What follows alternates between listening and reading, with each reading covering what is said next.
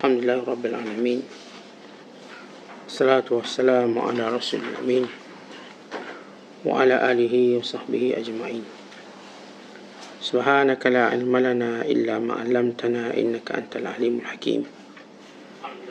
Rabbi shrah li sadri wa yassir li amri wahlul 'uqdatam min lisani yafqahu qawli wa ba'du. Wa qala al-musannifu rahimahullahu ta'ala wa nafa'ana Allahu bihi wa bi'ulumihi fid dharain amin. Telah berkata Imamul Allamah Syekh Abdul Qadir Al-Jilani, semoga Allah Ta'ala merahmatinya dan kita mendapat manfaat serta barakah ilmunya. Ketahuilah bahawa jiwa itu ada makanannya dan hati juga ada makanannya. Begitu juga dengan kebatinan pun ada makanannya tersendiri. Sebab itu Nabi SAW pernah bersabda, sesungguhnya aku terus menerus diberikan makan dan minum oleh Tuhanku. yakni Allah memberi makan kebatinanku dengan ma'ani, iaitu dengan berbagai-bagai maknawi, dan memberi rohku dengan makanan kerohanian, dikenyangkanku dengan makanan yang khusus itu buatku. Pertama-tama dengan pendakian tubuh dan hatinya. Sesudah itu dilarangnya tubuh itu ikut mendaki, lalu diangkatnya hati dan kebatinannya untuk mendaki, sedang tubuhnya berada di kalangan manusia.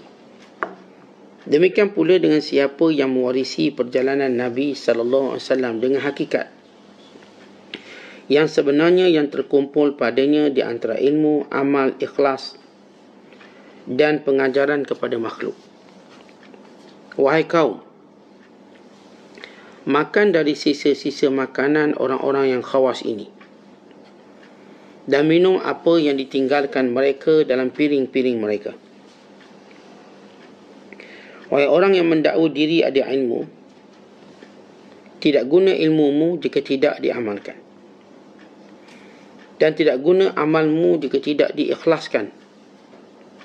Kerana amalan begitu umpama jasad tanpa roh, yakni amalan tanpa ikhlas. Tanda keikhlasanmu, anda tidak akan menoleh kepada kepujian makhluk atau kecelaan mereka. Jangan tamakkan apa yang ada di tangan mereka. Bahkan hendaklah engkau berikan hak ketuhanan itu sepenuhnya kepada Allah. Engkau bekerja untuk pemberi nikmat, bukan kerana nikmat itu sendiri. Yang empunyanya bukan untuk raja, untuk yang hak bukan yang batin. Apa yang ada di tangan makhluk itu hanyalah kulit sahaja, dan apa yang ada pada Tuhan itu ialah isinya. Jika sah kebenaranmu, yakni sifat benarmu dan keikhlasanmu pada apa yang engkau amalkan itu, dan engkau terus menerus berdiri di hadapan Allah, nescaya nanti Dia akan menyogokmu minyak dari sisi ini dan ditunjukkanmu juga dengan isi dari segala isi, rahsia dari segala rahsia. Maka ketika itulah engkau menelanjangi dirimu dan membuang semua sekali apa yang ada pada dirimu selain dari Allah Ta'ala. Penelanjangan itu buat hati, bukan buat jasad. Zuhud juga buat hati, bukan buat jasad. Membelakangi segala-galanya itu buat kebatinan, bukan buat yang zahir. Pemandangan itu buat maknawi bukan buat bangunan. Dan penglihatan itu buat Allah Ta'ala, bukan buat manusia. Perputaranmu ialah mengelilingi Tuhan, bukan mengelilingi manusia, sehingga dunia dan akhirat itu tiada terpandang lagi, seperti tiada wujudnya dunia dan akhirat sama sekali. Tiada sesuatu pun pada dirinya selain Allah Ta'ala sahaja. Muslimin dan muslimat, senang penonton yang dirahmati Allah sekalian, kalau sebelum ini kita diajar bagaimana membentuk jiwa yang sebenar, membentuk insaniah, kemanusiaan yang sebenar, dan perhambaan kepada Allah Subhanahu Wa Taala. Itu perlu kepada belajar, yakni kepada ilmu, perlu kepada amal, perlu kepada ikhlas, dan perlu kepada uzlah, yakni berasingan dengan manusia, dan perlu menolak keinginan diri dalam banyak keadaan dan perkara. Dan sebagaimana Syekh sebut sebelum ini tentang mematikan diri, yakni mematikan diri daripada semua makhluk, sehingga makhluk tidak melihatnya lagi, dan dia juga tidak melihat makhluk, melainkan kesibukannya pada Allah Subhanahu Wa Taala. Maka Syekh menyebut tentang apa yang menjadi keperluan dalam proses kita mendekatkan diri kepada Allah, iaitu makanan. Kalau kita tengok seorang ahli sukan yang berjaya, maka akan ditanya makanannya apa, diet. Siapa pun kita lihat orang berjaya atas dunia dalam pelbagai bidang, orang akan tanya makanan dia. Apa yang dimakan pagi, tengah hari, petang. Sebab makanan akan menentukan personaliti seseorang. Makanan akan menentukan siapa dia sebenar. Sebagaimana kita tahu, makanan ini sumber kepada kekuatan, sumber kepada kecerdikan, kebijaksanaan. Bahkan ramai yang reka makanan-makanan yang boleh membina otak, dan ada yang mereka makanan yang boleh membina otot. Ada yang membina makanan yang boleh menyembuhkan sakit. Ada yang mencipta makanan yang mampu menjadikan seorang itu kenyang lebih lama. Kalau kita tengok bot penyelamat, ini kapal-kapal besar, ada bot penyelamat, dalam tu letak makanan. Makanan yang tahan, letak sejenis biskut. Biskut yang kalau kapal tu karam dan tenggelam, mereka ni diselamatkan dengan bot kecil, dia ada satu biskut dalam tu. Bila mereka makan, mereka boleh bertahan dengan tempoh yang panjang.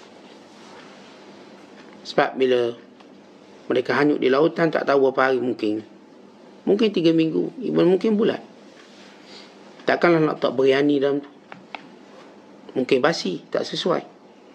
Takkanlah nak letak ikan, mungkin busuk, tak sesuai. Maka mereka reka sejenis makanan. Demikian juga kalau kita tengok orang ke bulan, antara peserta R&D yang besar yang mereka laburkan ialah orang bila ke bulan dia nak makan apa. Kerana sifat tiada graviti di bulan, nanti kalau dia minum air macam biasa, air itu terapung. Jadi habis masa kejar air, mana nak minum? Dia ada alat dia, sehingga dia boleh minum.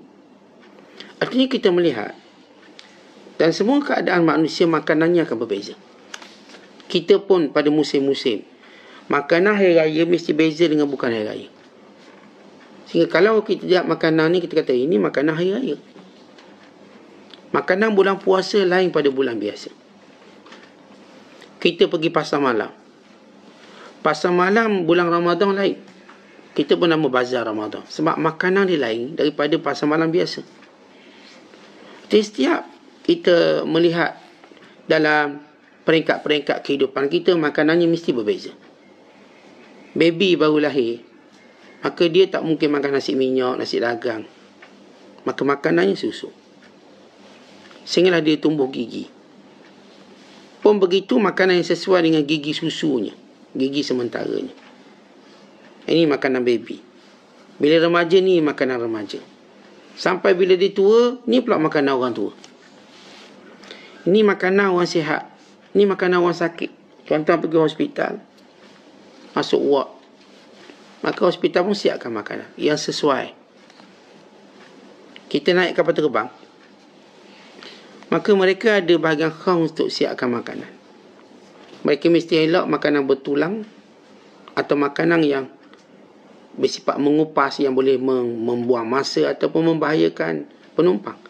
Mana pernah kita naik kapal terbang makan makanan yang ada tulang. Kalau lekat tulang tu, kapal terbang kena landing. Akhirnya makan ikan dah jadi dibuang tulang semuanya. Ayam pun dibuang tulang semuanya. Isi je. Untuk apa? Mudah pengadaman. Jadi proses makanan dalam kehidupan tuan-tuan nampak beza. Kita bercakap tentang bagaimana makanan kita dalam mendekatkan diri pada Allah. Pasti makanannya berbeza. Sebab itu kata Syekh Abdul Qadir, mula dia, lepas kita sebut intro, supaya kita faham apa maksud makanan yang lain. Kata Syekh, jiwa itu ada makanan dia. Hati ada makanan dia. Batin ada makanannya. Semuanya ada makanan tersendiri. Mulut kita tahu apa yang patut kita makan pada waktu yang sesuai. Pagi ada makanannya, tengah hari ada makanannya, malam ada makanannya. Sama juga hati kita. Atau kita sebut yang pertama, kita pergi pada peringkat yang Syekh Abdul Qadir sebut. Jiwa kita. Jiwa di sini adalah nafs, diri kita. Maka makanannya ya kita faham. Maka Rasulullah mengajar kita makan sedikit. Rasulullah SAW mengajar kita makan yang halal. Rasulullah SAW menyebut kepada kita makanan jangan mengambil hak orang lain. Maka ini makanan jiwa. Makanan tadi bermula daripada konsep halal, konsep thayyiban yang telah kita syarahkan sebelum ini. Makanlah makanan yang baik dan makanan yang halal lagi baik. Yang kita sebut halalan thayyibah. Maka ini keperluan jiwa. Kalau fizikal kita makan makanan haram dan makan makanan tak baik, maka penyakitnya cepat. Baik, kita faham tentang hukum hakam makanan untuk jiwa. Di sini ialah perkataan nafs, iaitu diri kita. Jadi apa dia konsepnya? Halal dan thayyiban. Jelas konsep makanan ni. Yang dengan ni kita didik anak-anak kita. Duduk mana pun makan halal, makan yang baik. Dia pergi ke mana? Dia pergi ke Korea, dia pergi ke Amerika. Kita pesan makan makanan yang halal baik. Anak kita mungkin di sekolah-sekolah orang kafir. Sekolah Cina sebagai contoh. Yang majoriti kafir. Tapi kita ajar dia makan makanan yang baik. Akhirnya dia kat sekolah dia pun bawa bekal. Atau kat kantin dia pilih makanan yang baik. Bila sahabat-sahabat saya mengajar di sekolah bukan Islam ini. Kata ustaz, tugas kami sebagai ustaz di sekolah Cina, sekolah jenis kebangsaan Cina, ataupun jenis sekolah Tamil, yang majoriti mereka bukan Islam, kafir, mentadbir dan sebagainya. Tapi ada je orang Islam yang belajar kan nak menguasai bahasa ataupun faktor-faktor yang lain. Dan ada kawan-kawan kita yang jadi ustaz di sana. Sebab bila ada 15 pelajar Islam, maka perlu ada seorang ustaz untuk menjaga. Ini angka paling minimum. Mungkin dia berubah sekarang. Saya bercakap pada ilmu yang saya tahu dulu. Kerja kami ustaz, kami akan pantau anak-anak Islam di sekolah ini supaya mereka makan makanan halal. Bila mereka ke kantin, kami akan tunggu di situ. Kenapa kantin? Jangan, di sini makanan tak halal. Tak halal, okey, bawa bekal. Atau kami akan minta disediakan makanan halal. Kemudian saya tanya dia, habis awak pula makan? Oh, kita tak makan kat kantin tu ustaz. Kita dibenarkan oleh guru besar keluar waktu makan. Maka kita orang pun keluar. Lihat kesesuaian kita. Ini nafs jiwa. Tak ada orang boleh mengingkarinya. Tak ada orang kafir boleh paksa kita makan makanan dia. Hatta banyak flight kerana tuntutan kuat di sudut beragama, mereka terpaksa menyediakan makanan halal. Makanan halal. Kita minta, saya nak makanan halal. Maka mereka akan asingkan, ini makanan halal. Baik, ini tuntutan jiwa yang kita kena pastikan sepanjang perjalanan hidup kita dan perjalanan anak-anak kita. Baik, bila selesai benda tu, kita pergi pada peringkat yang kedua, makanan hati. Apa itu makanan hati kita? Yang berupa ilmu, yang berupa motivasi, yang berupa at-targhib dan tarhib, ancaman, yang berupa galakkan. Dalam Islam, kita lihat ilmu dalam Islam, dia ada dua unsur penting. Yang pertama dipanggil targhib. Apa itu targhib? Galakkan. Maka datanglah amalan-amalan yang pahalanya banyak ni, pahalanya banyak ni, dapat macam ni, dapat macam ni. Ini targhib. Kita solat sunat selepas naiknya matahari, lepas kita solat subuh berjemaah, kita mendapat pahala seperti haji sempurna atau umrah sempurna. Kita bila mana kita solat duha 2 rakaat, maka kita telah memberi hak setiap sendi-sendi badan kita untuk melakukan sedekah, untuk melakukan kebaikan. Semua sendi-sendi kita mendapat pahala sedekah bila kita solat duha. 360 sendi yang ada di badan kita melaksanakan sedekah, yakni kebaikan, dengan 2 rakaat solat duha. Yang amat sempurna kebaikan itu. Baik, ini dari sudut targhib. Dan kita ada pula tarhib. Tarhib, iaitu perkara yang menakutkan dan ancaman. Kalau kita buat macam ni, Allah batalkan semua amalan kita. Kalau kita buat macam ni, dimasukkan dalam neraka. Kalau kita buat macam ni, Allah laknat kita di dunia di akhirat. Kalau kita buat macam ni, Nabi tak mengaku umat. Kalau kita buat macam ni, maka kita bukan di kalangan orang Islam. Ini tarhib. Maka kita membina perjalanan hidup kita antara targhib dan tarhib, antara khauf dan raja, takut dan harap.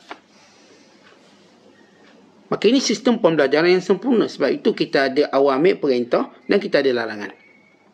Ini untuk apa? Hati kita. Waktu mana kita solat, ia makanan hati kita. Waktu mana kita puasa, ia makanan hati kita. Waktu mana kita zakat, ia makanan hati kita. Kalau kita tak melaksanakan perintah Allah, ini hati kita tak tenang, gelisah. Tuan-tuan tengok kita, lagi mana tak solat, tak senang. Lepas solat, tenang, seperti terangkat beban. Ya, solat mengangkat beban. Lagi mana kita tak solat, rasa beban dalam diri. Sebab itu bila orang tu lama tak melaksanakan perintah Allah, maka hatinya makin kelam, hatinya makin gelap, dan tidak ada refleksi. Hatinya menjadi keras, kemudian mati. Hatinya sakit, kemudian menjadi keras, kemudian hatinya keras, kemudian sakit, kemudian mati. Mula-mula hati keras, tak kira saya tak nak buat. Ikut saya lah, saya tak nak semayang, saya tak nak tutup aurat, saya tak nak. Itu keras. Orang dah cakap, tak nak dengar. Keras. Allah dah beritahu, tak nak patuh. Rasulullah dah beritahu, tak nak ikut. Ini orang hati keras. Dia tak peduli siapa pun suruh. Kita dalam bahasa kita panggil degil. Budak ni degil ni, orang cakap pun tak dengar. Degil. Degilnya kita bila kita tak nak dengar perintah Allah, perintah Rasul. Dan disampaikan perintah Allah dan Rasul ini melalui para alim ulama. Ini riba ni, jangan saya tak peduli riba.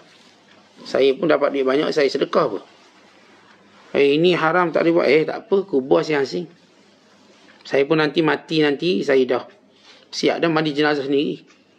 Saya pergi kubur sendiri, tak peduli orang, sebab kubur asing-asing. Baik, mereka secara keras cakap macam ni. Kita tahu hati mereka keras. Nabi SAW menyatakan, "Idza aznaba ibnu Adam, nukita fi qalbihi nuktatun sauda." Bila seorang manusia buat dosa, akan dititik hitam dalam hatinya. Hatta ya'luwa, sehingga menguasainya, tertutup.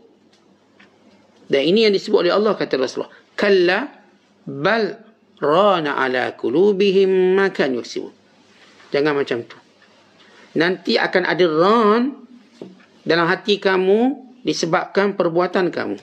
Ran, bukan jenama minyak, ran. Ran, satu selaput yang tutup hati kita, sehingga dia tak berfungsi. Dia tak akan berfungsi, sehingga hati ini menyebabkan mata beku daripada menangis kerana takutkan Allah. Sebab hati keras. Dia mungkin menangis hal lain. Nangis rugi saham, nangis. Nangis bini dia tinggal dia sebab balik kampung hari Cina, nangis je. Nangis sebab anak-anak dia asrama tak balik, nangis. Bab dunia dia lah paling murah air mata. Tapi bab akhirat dia tak nangis. Dia tengok orang mati, dia ketawa je. Pergi kat kubur, ketawa. Dia dengar musibah tu, musibah ni, bukan kena kat aku. Hatinya jumudul ain. Matanya ini gersang daripada air mata, kering. Keras. Ini orang yang hati keras. Dosa dia buat. Jadi kalau kita perhati orang yang tak semayang, tak puasa, tak tutup aurat, lama-lama dia akan ada kekosongan dalam jiwanya. Hatinya ditutup dengan rantai tutup hati, sehingga dia tak lagi dapat ketenangan hatinya. Hidupnya kesat ataupun kasar. Hidupnya tidak lagi punya makna yang sebenar. Ini hati jiwa kosong. Memanglah dia kerja, dia makan, dia minum, dia ada rumah, dia ada kereta, tapi jiwanya kosong. Allah balik hatinya. Allah jadikan dia resah yang tak menentu. Allah sebut dalam Quran, wa man a'rada an dhikri fa inna lahu ma'isyatan dhanka. Siapa yang berpaling daripada perintah aku, akan kami jadikan hatinya sempit, kehidupannya sempit. Maka dia akan melalui fasa-fasa mencari kebahagiaan yang dia tidak jumpai. Itu melabur duit banyak, habis duit banyak, nak bahagia tidak bahagia. Dia bila kahwin biar the wedding of the year, tapi lepas tu hancur. No, dia buat proposal dia ataupun dia minang dekat Menara Eiffel. Dia beritahu cinta pada Nino dekat Gurun Sahara. Nampak begitu epik perkahwinan dia. Klasik. Semua hebat. Tiba-tiba 6 bulan, 7 bulan habis. Upah fotografer untuk ambil gambar dia RM60,000. RM60,000. Kita orang kampung selfie je. Telefon sendiri selfie. Tak ada nak bagi fotografer. Dia fotografer RM60,000. Ambil gambar. Setiap siap, setiap detik, setiap kelipan mata dia. Ambil gambar. Akhir semua gambar itu menambahkan azab pada dia. Menambah azab.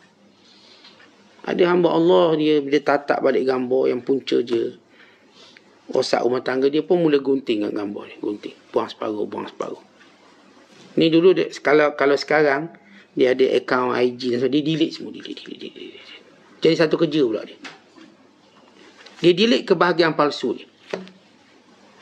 Yang direka secara palsu, maka dia delete kembali. Dan orang mengetahui. Lihat kehidupan dia. Lalu tunjuk kami paling saling faham, memahami kami, bla bla, ceritalah. Setiap hari ada caption dia. Orang pun tengok puluh ribu sebagai saksi palsu. Tengok. Like. Lama cerita lain lah. Dah tak duduk sebumbung, bla bla bla bla bla. Mula buang. Nyah aktifkan akaun, tukar akaun lain. Tentang orang macam ni terus diminati oleh orang palsu yang buat cinta palsu ini. Sebab kita katakan sebagai muhasabah untuk kita, bila kita cuba mencari kebahagiaan palsu dengan meninggalkan perintah Allah, kita sendiri akan runtuhkan kebahagiaan itu sendiri. Umpama kita seperti membina istana pasir di tepi pantai, yang kita tahu istana pasir walau seindah mana pun diperhati oleh ribuan pengunjung, dia akan binasa. Dia ombak yang paling kecil sekali. Bukan ombak besar, kecil je. Air itu pergi lebih sikit, terik dia punya istana habis. Belum tsunami. Ceritanya kecil je. Cerita kebahagiaan mereka bocor. Bukan cerita besar. Terlalu kecil tapi cukup membocorkan bahtera kebahagiaan palsu mereka. Sebab mereka membina istana pasir. Istana pasir saya katakan, dia tak perlu tsunami datang nak hancurkan dia. Cukup ombak kecil yang sesekali datang lalu menghaki semuanya, keindahan, kecantikan dan keutuhan istana pasir yang palsu tadi. Jadi siapa pun yang mencari kebahagiaan, mengisi hatinya dengan melanggar perintah Allah, dia tak akan berhasil. Dia tak akan berhasil. Maka bila dilihat orang-orang yang bersama dengan dia mencari cinta palsu ini mati, maka dia akan give up. Baik, kita berkata ada hamba Allah ni memang dia tak semayang, dia tak buat perintah Allah. Dia tak buat perintah Allah. Dia bahagia. Cukup romantik puluhan tahun kita tengok romantik. Baik, kita katakan kita akan lihat bermula hukuman Allah padanya bila mati salah seorang ni. Betul mati isteri dia. Dia mula kecewa dengan hidup. Sebab dia telah menumpahkan cintanya pada isterinya. Dia kecewa. Dia mula minum arak. Mabuk dengan melampau. Akhir dia bunuh diri dia. Dan lihat bagaimana cinta palsu. Tapi orang yang cinta kerana Allah, lihat. Kadang-kadang kita dengar dia accident, isteri meninggal, anak-anak meninggal, dia tabah, dia tenang. Saya terima ketentuan Allah. Bagaimana Allah menghiburkan dia. Dan biarlah dia pergi dulu ke syurga, mudah-mudahan dia menanti saya di pintu syurga anak-anak saya ini. Mudah-mudahan dia memberi syafaat pada saya, pemberat timbangan. Dia dengan tenang mengucapkan kalimah yang hebat ini. Yang kalimah tak akan boleh disebut oleh orang yang cinta palsu. Orang yang cinta kerana Allah, dia dengan tenang menyebutnya, dia dengan tenang mengutarakannya. Tak apalah Ustaz, Allah sayang dia. Allah nak letakkan, saya doakan Allah letakkan dia di kalangan orang baik-baik. Dan insya-Allah saya akan menyusul. Mudah-mudahan mereka penyebab beratnya timbangan saya. Mereka menyebab bergandanya pahala saya. Orang ni kita dengar, betul-betul mereka telah membuktikan cinta pada Allah. Sebab itu orang ni siapa pun, orang yang dia sayang meninggal dunia, dia tenang. Dia tetap kuat dalam melaksanakan perintah Allah sebagaimana biasa. Dia mati, kemudian dia tu pergi solat, tak ada masalah. Dia buat tanggungjawab macam biasa. Maka ini orang-orang yang makanan hatinya kuat. Baik, lepas kita faham makanan hati. Makanan hati itu ialah seluruh perintah Allah. Itu makanan hati. Kalau kita tak solat, kita akan lemah. Sama sebagaimana kalau kita tak makan, kita lemah. Kalau kita tak buat benda ibadat ini, kita tak akan bahagia. Sama sebagaimana orang yang bila tak ada duit, dia rasa dia tak boleh bahagia. Bahkan lebih teruk pada itu. Baik, bila kita sampai peringkat Allah jadikan kita boleh jaga seluruh perintah Allah, hati kita kuat insya-Allah. Hati kita tabah insya-Allah. Hati kita ini akan ada nur dan hidayah Allah. Bahkan kita boleh menarik orang lain untuk sama-sama taat pada kita. Jomlah pergi masjid, jomlah kita solat, jomlah kita tutup aurat, jomlah kita berhenti rasuah, jomlah kita berhenti riba. Maka tarikan kita ini tuan-tuan kuat. Sebab kita sendiri memang tak buat. Dan orang tengok, baiklah saya pun nak taubat juga ni. Saya pun kagum tengok awak dah berubah. Saya pun nak berubah. Sebab orang ni dia ada kekuatan hati kerana makanan yang diambil tadi. Baik, lepas hati kita ada makanan seterusnya, kebatinan. Baik, bila sebut perkataan kebatinan ni, dalam hati itu ada benda lagi dalam hati. Ya ada benda lagi dalam hati. Umpama kita sebut dalam rumah ada bilik, dalam bilik itu ada bilik lagi. Rumah tu dah ada bilik, lepas tu dalam bilik tu masih ada bilik lagi. Dia masih ada benda yang kecil, benda yang kecil. Maka bila kita sebut tentang kebatinan, tahap yang kerohanian yang paling tinggi seseorang, yang akan membezakan kita dengan orang lain. Dan tahap ini kalau tuan-tuan tengok, saya bagi contoh. Bila kita minat sesuatu kerja, kita mungkin lupa makan. Kalau saya minat membaca, saya mungkin tak teringat makanan sehingga orang kena ingatkan saya. Berhentilah baca, makan ni. Bila kita terlalu excited kerja, orang nampak bila dia makan dia macam seronok. Orang terpaksa kata, dah kerja, makan dulu. Maka ini kebatinan yang kita nak faham. Mereka mendapat kekuatan dalam kekuatan.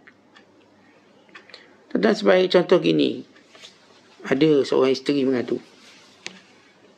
Isteri ni isteri orang kaya. Dia ada jiran orang miskin. Dia tengok, abang, saya cemburu tengok pasangan kita tu. Dia miskin tapi dia sentiasa boleh bersama. Bergelak ketawa, makan sekali. Abang, nak makan saya payah. Lama makan kat lelaki. Saya sebulan sekali pun payah abang nak makan saya.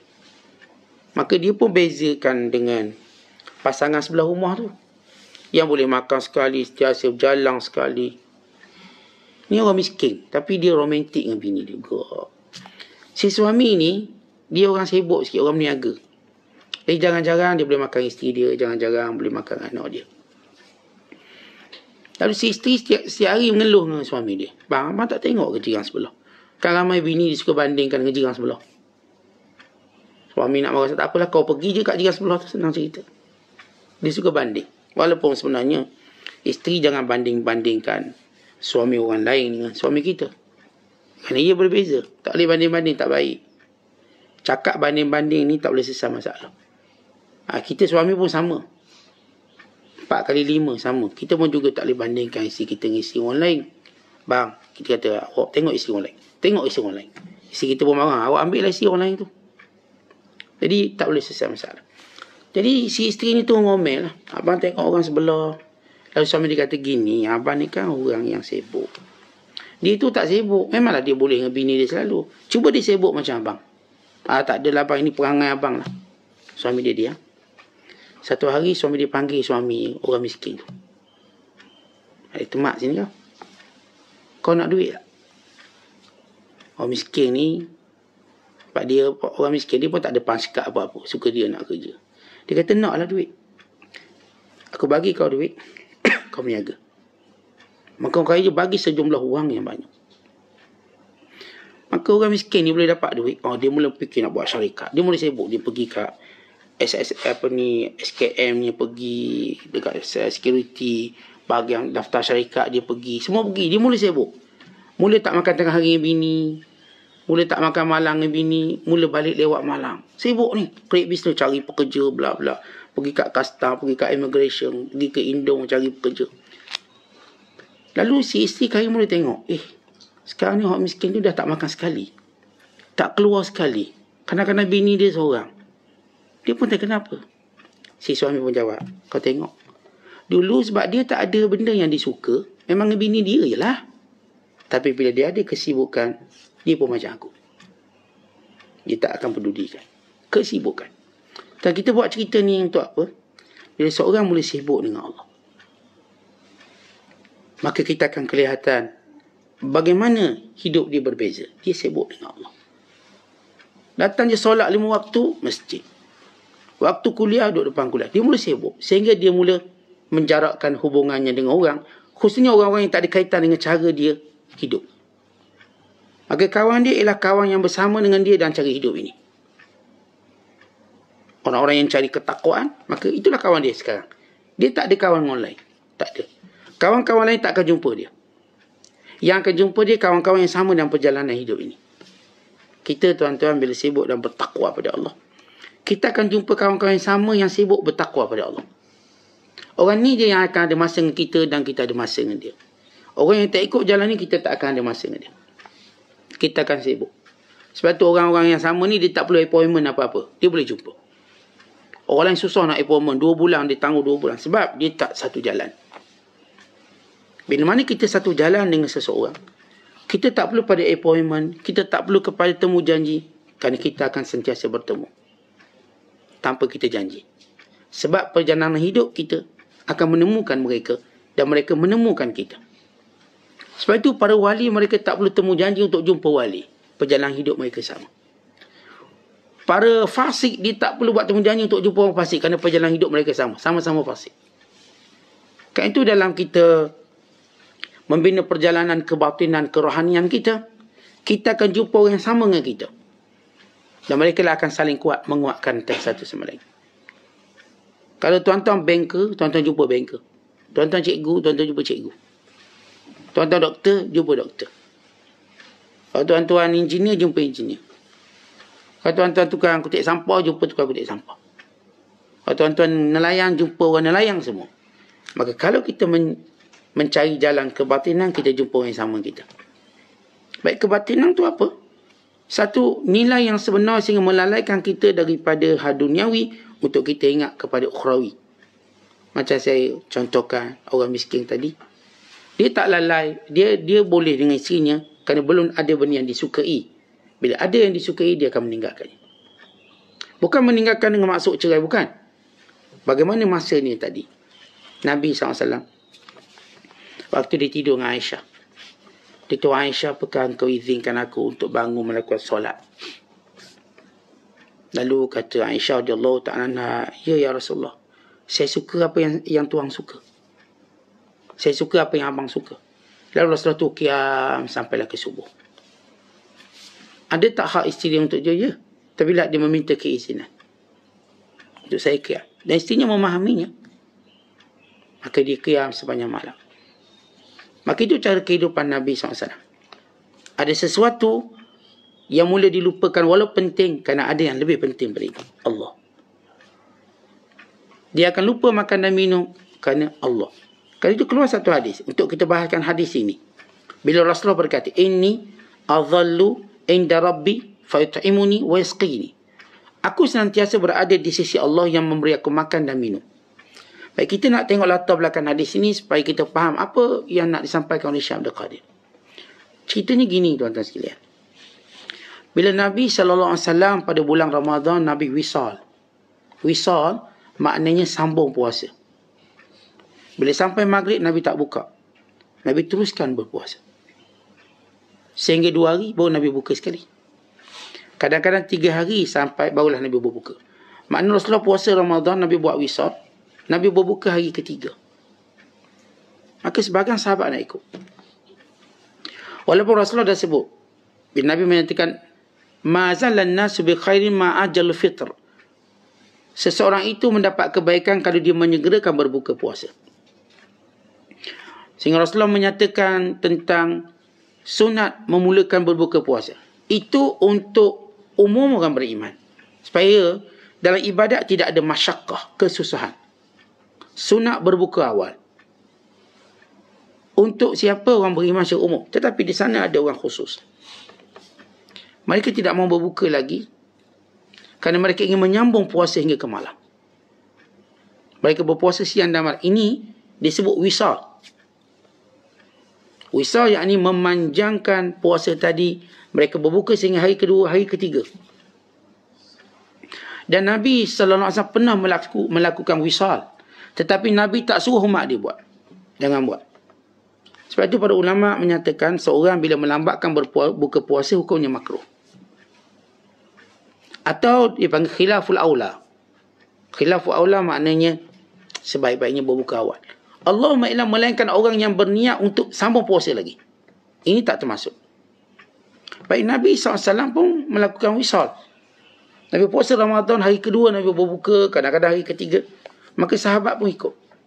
Sehingga mereka bergelimpangan, kepenatan, kelaparan. Maka Nabi menegur mereka, jangan wisal. Jangan wisal. Kamu tak boleh buat macam aku. Dan lahir hadis ini. Inni adhallu inda rabbi fayut'imuni wa yasqi. Aku lain kerana Allah beri aku makan dan minum. Kamu tak boleh. Maka sahabat nak buat juga. Bila Rasul tengok ada sebagian sahabat nak wisal, maka Nabi memanjangkan. Dah masuk hari ketiga, dah lepak. Rasulullah saja nak buat satu tangkil. Tangkil, didik. Nak beritahu, kamu tak mampu. Kamu tak mampu nak ikut. Dia macam kita. Kita ni game marathon. Ada orang nak ikut kita jogging. Dia saya ikut jogging. Tak boleh. Kita orang jogging 20 km. Saya nak ikut. Ni beginner ni. Starter. Baru nak start. Jangan ikut. Saya boleh. Saya muda. Berlari 1 km pertama nampak macam gagah. Masuk 5 km dah. Macam orang sakaratul maut. Tapi nak ikut juga. Kawan ni dah memang marathon. Dia senyum je 5 km. 10 km dia memang biasa setiap hari berlari 20 km. Boleh tak kita ikut dia? Tak mungkin. Tahu-tahu heart attack mati. Dia dah biasa 20 km. Orang dah biasa ke laut. Kita pun nak ikut. Kawan kata jangan. Musim ni tak sesuai ikut sebab ombak besar. Nanti muntah. Tak apa, kita boleh. Awak boleh, saya pun boleh. Awak kan manusia, saya pun manusia. Kita sama. Betul sama tapi tak serupa. Dia pun ikut. Keluar ke laut sikit, muntah dah. Muntah hijau dah dia. Muntah hijau. Sebab apa? Level dia lain. Maka Rasulullah SAW nak beritahu, wahai sahabat, kamu tak boleh ikut cara aku. Tapi sahabat buat. Larangan Nabi, sebagai ulama melihat bukanlah makna haram, tapi tak digalakkan. Akhirnya panjang sehinggalah nampak hilal Syawal. Maksud dah masuk bulan Syawal. Kata Rasulullah, kalau hilal ini belum keluar, aku akan sambung lagi. Masuk hari keempat. Biar kamu tahu, benda ni kamu tak mampu buat. Ni sampai, kalau orang kampung saya panggil berde'eh ni. Berde'eh ni macam penat sungguh, tak boleh dah. Tak larat dah. Dek kerana puasa tadi. Lalu, para ulama' ketika mana membahaskan hukum wisal berpuasa. Jumhur ulama' kata makruh. Dalam mazhab Syafi'i ada 2 pendapat. Pertama, makruh tanzih. Yang kedua, makruh tahrim. Dan pendapat asah, hukum wisal adalah haram. Namun, sebagian ulama' kata, bagi orang yang berkemampuan wisal, maka tidak haram baginya. Haram bagi orang yang ada mudarat kepadanya. Kerana kalangan mereka yang mampu. Diriwayatkan sebahagian sahabat, sebahagian tabi'in, sebahagian ulama', mereka melaksanakan puasa wisal. Paling minimum 2 hari. Paling panjang atau paling pendek ialah sehinggalah ke waktu sahur. Barulah mereka berbuka. Jadi mereka patut waktu buka puasa tadi, mereka sambung sampai sahur. Sahur tu mereka anggap buka dan sahur. Ini wisal. Tapi dengan niat, dia kena niat wisal. Dia tak boleh lambatkan kosong macam itu. Kerana dia akan jadi makruh sebab melambatkan berbuka puasa. Maka ini satu perbahasan tentang wisal. Rasulullah SAW melakukan wisal, ya. Maka Nabi sebut aku diberi makan oleh Allah, diberi minum oleh Allah. Di sini perbahasan beri makan apa maksud? Ya, ada setengah ulama kata Rasulullah mendapat makanan dari syurga, minuman syurga. Sebagai ulama kata tak, bukan itu. Kalau begitu bukan makna puasa, Nabi makan. Tetapi secara maknawi Rasulullah aja dipanggil, kita katakan, kekuatan cinta. Tuan-tuan tahu kekuatan cinta menjadikan seorang boleh menunggu lebih lama. Kalaulah orang yang dicintai ajak dia bertemu pukul 12, dia mungkin pukul 10 dia depan. Kekuatan cinta dia. Dia boleh tunggu lama, 2 jam, 3 jam, 4 jam. Kalau si kekasih telefon dia, saya terlewat sikit, boleh tunggu lagi tak? Boleh, 3 jam pun saya tunggu. Esok hari pun boleh. Demikian bila kita mencintai seseorang. Bagaimana orang mencintai Allah? Maka mereka boleh menunggu sepanjang malam untuk qiyam. Bukan, dan semua perkara ketaatan pada Allah. Jadi orang ni dia ada, kita katakan, kecintaan yang melampau. Maka Syekh menyebut tentang hal ini. Bina cinta pada Allah sehingga makanan itu bukan sebab kekuatan kamu. Kamu dapat kekuatan lain daripada ibadat kamu. Tuan-tuan sekalian, bila kita tahu setiap benda dia ada hukum dia. Setiap benda dia ada hukum dia. Tapi kadang-kadang Allah mengangkat hukumnya. Contoh gini. Kita kalau tidur atas tilam, kita akan lebih lena. Berselimut, berbantal dan buka aircon. Bukankah itu hukum dia? Tuan-tuan nak tidur, tuan-tuan cari katil, tuan-tuan cari tilam, tuan-tuan cari selimut, tuan-tuan tengok bilik yang Masya Allah. Kita kata lena. Tapi hukum tu mungkin terangkat. Kita ada semua benda ni, kita masih tak boleh tidur. Boleh atau tidak? Boleh. Ada orang yang rumahnya, katilnya bagus, selimutnya bagus, airconnya bagus, baru servis, even mungkin baru, tapi dia tak boleh tidur malam tu. Tak boleh tidur. Dia tidur masa kuliah subuh tidur. Dia tak boleh tidur kat situ. Kat rumah tak boleh. Bagaimana Allah mengangkat hukum? Baik, kalau Allah boleh mengangkat hukum tidur tu, yang saya sebut tidur, kita beli semua benda yang menyebabkan kita boleh tidur, kita masih belum boleh tidur, Allah angkat hukum. Dan ada orang duduk tempat yang tak patut dia tidur. Tak patut. Dengan panasnya, dengan bersesak-sesaknya dalam bas ni. Balik kampung raya Cina. Raya Cina pun dia balik. Raya apa pun dia balik. Nama raya dia balik. Bersesak, berpeluh, rejat ni. Tapi dia boleh tidur. Dengkur lagi. Ikut logik, tak mungkin dia boleh tidur. Tapi demikian Allah mengangkat hukum. Jadi dia boleh tidur. Baik. Ada orang, dia makan tak kenyang-kenyang. Ada tak? Ada. Walau dia makan, dia tak kenyang. Dia ada masalah. Ada orang tak makan kenyang. Dia ni daripada tadi. Kenapa nampak kenyang? Stabil. Allah angkat hukum. Dia tak perlu makan untuk kenyang. Sebab Allah beri dia cara lain. Tuan-tuan tengok orang sakit. Gantung kat dia punya katil itu puasa. Lama puasa. 5 hari, 10 hari, 8 hari. Dia macam mana dia makan? Tak ada makan. Cocok air. Dan ada yang mungkin air pun tak dicocok. Dah ICU ni tenang. Orang ICU, tahu-tahu orang pingsan. Pingsan ni lama. ICU setahun, 2 tahun. Saya pernah jumpa orang ICU hampir 2 tahun. Dia ICU macam ni. Tapi, macam mana dia makan, minum? Macam mana dia berak, kencing? Kita tuan-tuan kalau tak kencing 1 hari, saya rasa tak boleh. Tapi ada orang dia tak kencing 1 hari. Even tak berak seminggu. Kita tak berak seminggu, tahiyat tak kepala naik. Mana boleh? Ada orang boleh. Kerana sebab dia ICU ni, dia tak berak. Dia, Allah mengangkat hukum. Kita faham hukum tu berlaku dan belega. Kita kurang faham tentang bila orang diberikan kecintaan pada Allah, maka hukum tu terangkat. Maka dia tak perlukan makanan untuk kuat. Minuman untuk kuat. Dia tak perlukan kawan untuk bahagia. Dia tak perlu macam kita kena sembang-sembang baru bahagia. Tak perlu. Allah dah berikan kebahagiaan padanya. Maka Syekh pun menyebut, umpama kita gini. Mula-mula bila kita buat pendakian yang pergi tubuh kita. Lama-lama tubuh tak boleh bawa, tapi hati kita pergi. Lama-lama hati pun tak boleh, dia pergi pada batinnya. Tertinggi sekali. Ada benda kelazatan tadi boleh dirasa dengan lidah. Letak kat lidah, rasa. Letak kat lidah. Dan sampai peringkat lidah pun tak boleh rasa kelazatan itu. Kerana ia dirasa oleh hati. Bila Rasulullah menyatakan, Zaka ta'mal iman. Man radiya billahi rabba, akan merasa zaqa ta'mal iman. Orang tu akan rasa manisnya iman. Apakah iman kita boleh rasa dengan lidah? Rasa apa tu Ji? Sedang rasa iman, manis iman ni. Itu iman lain. Iman yang dalam hati boleh dengan lidah tak? Tapi lihat Rasulullah kata apa? Man radiya billahi rabba wa bil islami dina wa bi Muhammadin nabiyyan wa rasulah zaqa ta'mal iman. Siapa yang redha Allah sebagai Tuhannya, Islam sebagai cara hidupnya, Rasulullah sebagai Nabi dan Rasulnya, dia akan merasa kemanisan iman. Dengan lidah ke? Bukan. Thalathun man kunna fihi wajada halawatal iman. 3 perkara, siapa yang memilikinya, dia akan dapat rasa kemanisan iman. Semua kita kalau sebut boleh rasa, kita pun nampak lidah. Tak semua benda boleh rasa dengan lidah. Kadang-kadang sesuatu itu dirasa dengan hati kita.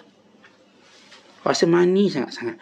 Tuan-tuan pernah tak kadang-kadang bila kita solat, kita buat baik, rasa macam manis, seronok, bahagia, rasa macam kenyang. Kenyang dek kebaikan kita buat tadi, sampai kita macam tak perlu pada makanan ni. Tuan-tuan, bila kita gembira, tengah orang bila dia gembira, dia tak boleh makan. Makan. Tak, saya terlalu gembira, saya rasa kenyang. Yang bercinta tu selalu kenyang lah. Kenyang, saya tengok muka awak pun dah kenyang sebelum kahwin. Lepas kahwin lapar saya tengok muka awak ni. Pergi masak.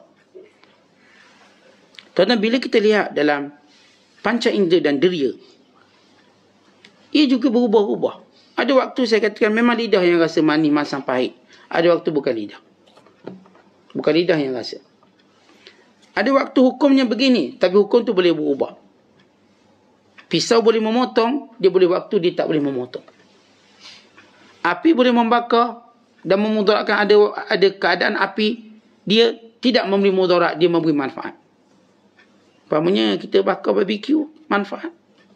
Tapi kalau dia bakar rumah, mudarat. Bila kita bakar lauk pauk, maka dia memberi manfaat. Api yang sama, hukum yang berbeza. Dan api ini pernah diangkat hukumnya menjadi sejuk. Belum pernah api sejuk. Ia berlaku pada zaman Nabi Allah Ibrahim. Api jadi sejuk. Nyaman. Allah mengangkat hukum. Sebenarnya kita beri faham tadi bagaimana hukum-hukum itu diangkat. Kebahagiaan. Kalau kita tanya macam mana nak bahagia, rumah besar, kereta besar, semua besar lah. Baik, saya kata itu bukan satu hukum yang tetap. Ada orang dia tak perlu bahagia dengan rumah besar. Rumah kecil dia bahagia. Bahkan bila offer rumah besar tak nak. Nanti saya akan jadi tukang kebun. Nanti saya akan jadi, banyaklah saya kena nyapu. Saya suka rumah kecil. Ada orang lihat kebahagiaan lain. Ada orang kebahagiaan dia makan semua makanan yang lazat. Ada orang kebahagiaan dia bolehkan masing dia seekor siap. Oh, seronok dia. Dia nak nasi panai-panai, ikan masing, cukup. Dia nak nasi panai-panai, ikan kukus, ada budu sikit, cukup. Beri lauk lain tak nak dia. Bukankah ia berbeza? Kalau tuan-tuan percaya perbezaan itu berlaku dengan pelbagai cara, demikian kedudukan seorang di sisi Allah. Maka dia mula merasakan kemanisan yang berbeza. Pendakian bermula pada tubuh, diikuti dengan hati, diikuti dengan kebatinan, maka dia terus terangkat dan terangkat. Maka inilah hakikat yang kita warisi dalam makna ilmu yang sebenar, amal yang sebenar, ikhlas yang sebenar, dan pengajaran kepada makhluk. Apa maksud pengajaran pada makhluk? Kita mengambil iktibar daripada apa yang berlaku pada manusia. Tentang manusia ni ialah subjek untuk kita ambil iktibar. Manusia itu ialah ilmu kita. Kalau kita cikgu, inilah bahan bantu mengajar kita. Maka kita tengok orang tu jatuh lubang, kita pun hati-hati. Di sana ada lubang, sebab tu dia jatuh. Kita tengok orang tu kena speed track, dia dah ilmu kita. Kalau dia tak kena speed track, tak mungkin kita selamat dari speed track. Oh, dia kena, kita pun hati-hati tekan brake. Kita tengok orang tu accident, dia jadi ilmu pada kita. Jangan buat macam dia, nanti accident. Kita sentiasa melihat manusia. Dalam menjadi sebab, kita dapat ilmu. Tidak orang ni taat, maka dia dapat kebahagiaan. Kita pun nak taat macam dia. Kita tengok orang ni derhaka, dia dapat segala perkara yang celaka dalam hidupnya. Kita pun nak menjauhi dia. Maka Allah akan berikan kita semua dengan hakikatnya. Ilmu dengan hakikatnya. Dan juga amal dengan hakikatnya. Ikhlas dengan hakikatnya. Hakikat sebenar yang kita dapat. Ia adalah satu bentuk ma'ani atau maknawi. Apa maksud maknawi? Satu benda yang kita katakan bukan boleh dilihat. Kita ada hissi, hissiyah. Hissiyah kita boleh mengamatinya dengan 5 panca indera kita. Mata, telinga, bau, rasa, sentuhan. Maka ini penghisi ya. Maknawi, satu benda yang kita tak boleh guna benda ni 5. Tapi kita mengetahui kehebatan dia. Semangat dia. Tuan-tuan tengok bila hujan turun, seorang dia rasa macam bersemangat. Saya rasa bersemangat. Semangat macam mana awak dapat semangat daripada hujan itu? Ya. Ada orang bila hujan turun dia rasa semangat. Ada orang bila salji turun dia rasa bahagia. Kebahagiaan maknawi dapat rasa. Ada orang bila berlaku sesuatu dalam perubahan tertentu, secara maknawi dia akan rasa bahagia. Tuan-tuan, waktu kita tengok anak-anak kita berjaya, kita pun gembira. Baik gembira itu sudut mana? Maknawi. Bila anak kita kahwin, kita rasa bahagia. Bila anak kita dapat anak, kita rasa bahagia. Kat mana bahagianya tu? Benda bersifat maknawi. Kalau bila anak kita berjaya, yang berjayanya dia bukan kita. Tapi kita rasa itu kejayaan kita. Kita ayah ni rasa berjayanya anak ialah berjayanya kita. Bila anak kita gagal, tuan-tuan, kita rasa kita gagal. Secara maknawinya. Tuan-tuan minat pasukan bola sepak. Bila pasukan bola sepak tu menang, tuan-tuan rasa apa? Pagi ni senyum. Kenapa senyum? Saya punya tim semalam menang bola. Habis awak dapat apa? Piala awak dapat? Tak. Saya cuma habis duit beli tiket. Penat sorak, suara pun tak ada. Nasib bukan saya pergi kuliah, saya cuma dengar kuliah. Suara tak ada ni. Ada seorang hamba Allah datang. Saya cakap, mana suara? Semalam ikut husband, sorak bola tu suara tak ada. Dia jerit kuat pada suami dia. Yang minat bolanya suami dia. Yang jeritnya dia. Tuan-tuan, dia bila menang pasukan bola sepak ni, dia rasa gembira. Gembira tu apa? Maknawi. Padahal pasukan tu bukan pasukan negara dia pun. Negara luar. No, England punya pasukan. Itali punya pasukan. Yang kita minat apa gila-gila tu, itu secara maknawi. Maknawi kita. Padahal kalau tengok hubungan kita, tak ada hubungan langsung. Kadang-kadang hubungan tu bertentangan. Yang pasukan yang kita minat, negara dia jajah kita. Tapi kita okey, kita minat. Demikian dalam perjalanan seorang menemui Allah. Datang kegembiraan maknawi. Kalau orang tanya macam mana maknawi, sebagaimana seorang yang gembira dengan pasukan bola dia menang, dan dia tak ada apa-apa. Umpamanya, yang ni lebih hebat sebab dia dapat apa-apa. Orang yang bila Allah beri dia kegembiraan maknawi, dia benar-benar dapat apa yang Allah nak beri pada dia. Dia akan dapat. Dia bukan kegembiraan kosong sebagaimana kegembiraan peminat bola sepak. Kegembiraan peminat-peminat pada sukang tu sebagainya. Bila menang, dia seronok tapi dia tak dapat apa pun. Awak ni pasukan bola menang, dapat juta-juta, awak dapat apa? Tak dapat apa, Ustaz. Tahun depan pula lah kita nak gembira lagi. Tak dapat apa. Tapi orang-orang yang dekat dengan Allah, maka dia mendapat maknawi yang sebenar. Dia akan dapat apa yang Allah Ta'ala nak berikan kepadanya sepenuhnya. Maka ketika itu, maka dia akan terus berada bersama dengan Allah Ta'ala. Maka Allah tunjukkan kepadanya segala rahsia. Segala rahsia. Allah tunjukkan kepadanya bagaimana dia akan telanjangkan dirinya. Maksud telanjang bukan bogel itu. Telanjangkan diri di sini maksudnya ialah menelanjangkan hatinya daripada semua benda yang tidak berkait dengan Tuhan. Sehingga benar-benar dia beri pakaian Tuhan. Yang ini benar-benar dia ingat Allah, dia tak ada yang lain. Fokus dia benar-benar untuk mendapat redha Allah. Maka itulah keindahan dan keseronokan. Orang macam ni, tuan-tuan, dia tidur sedetik saja dia mendapat mimpi yang baik. Sedetik. Orang macam kita tidur 8 jam belum tentu ada mimpi. Ataupun dapat mimpi. Semalam mimpi tak? Ada, tapi macam kita tak ingat. Kenapa? Roh kita yang lemah. Sebab di antara tanda orang roh kuat, mimpi-mimpinya kuat.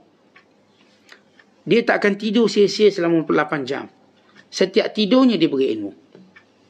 Yang ni saya katakan, kalau dia lelap sekejap pun dia dapat sesuatu. Sekejap dia lelap, dia dapat ilmu. Apatah kalau dia lelap lama? Walaupun mereka tidak berfikir untuk lelap lama. Kerana bagi mereka lelap lama itu merugikan mereka. Makinlah contoh maknawi kecintaan Allah padanya. Sehingga Allah membukakan banyak rahsia-rahsia. Maka ketika itu, tuan-tuan, puji dan cerca manusia sama. Bila dipuji, tak terangkat dia. Bila dikeji, tak jatuh dia. Sebab dia berjalan dengan kekuatan Allah. Dia bukan berjalan dengan kekuatan pujian manusia.